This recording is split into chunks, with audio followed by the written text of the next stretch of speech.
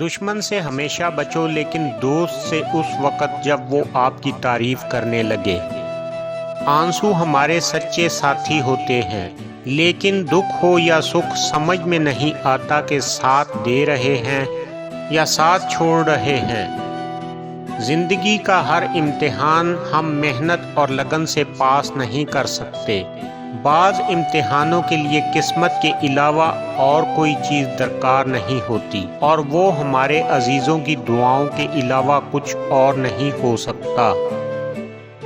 اپنا فائدہ سوچے بنا سب کے ساتھ بھلائی کرو، کیونکہ جو لوگ پھول تقسیم کرتے ہیں ان کے ہاتھوں میں خوشبو ضرور رہ جاتی ہے، چاہے کانٹے جتنے بھی لگ جائیں۔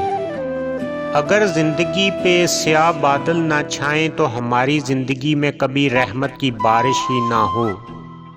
اگر آپ کی آنکھ میں کسی کے لیے رضامندی ہے تو آپ کو اس کا کوئی عیب دکھائی نہیں دے گا، لیکن اگر آپ ناراضگی کی نظر سے دیکھیں گے تو پھر عیب ہی عیب نظر آئیں گے اور اچھائیاں چھپ جائیں گی۔ جسے اپنا دوست سمجھو اس کے بارے میں کبھی دوسروں سے مت پوچھو۔ جس سے محبت کی جائے اس سے کبھی مقابلہ نہیں کیا جاتا۔ ایک شخص بن کر نہ جیو بلکہ ایک شخصیت بن کر جیو، کیونکہ شخص تو مر جاتا ہے مگر شخصیت ہمیشہ زندہ رہتی ہے۔ غریبوں کی مدد کرو، دل کو تسلی ملے گی۔ بہترین انسان عمل سے پہچانا جاتا ہے، ورنہ اچھی باتیں تو دیواروں پر بھی بہت لکھی ہوتی ہیں۔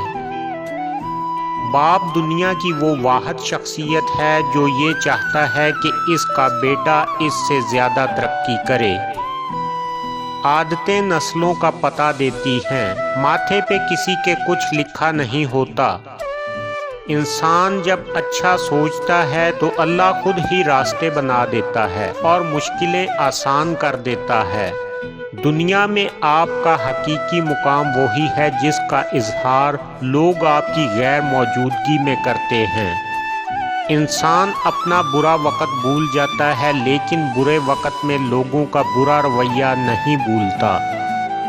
میرا عیب دیکھو تو صرف مجھ سے کہو، دوسروں سے نہیں، کیونکہ اس عیب کو میں نے ہی بدلنا ہے، دوسروں نے نہیں۔ مجھے کہو گے تو نصیحت کہلائے گی اور اجر لکھا جائے گا، دوسروں سے کہو گے تو غیبت کہلائے گی اور گناہ لکھا جائے گا۔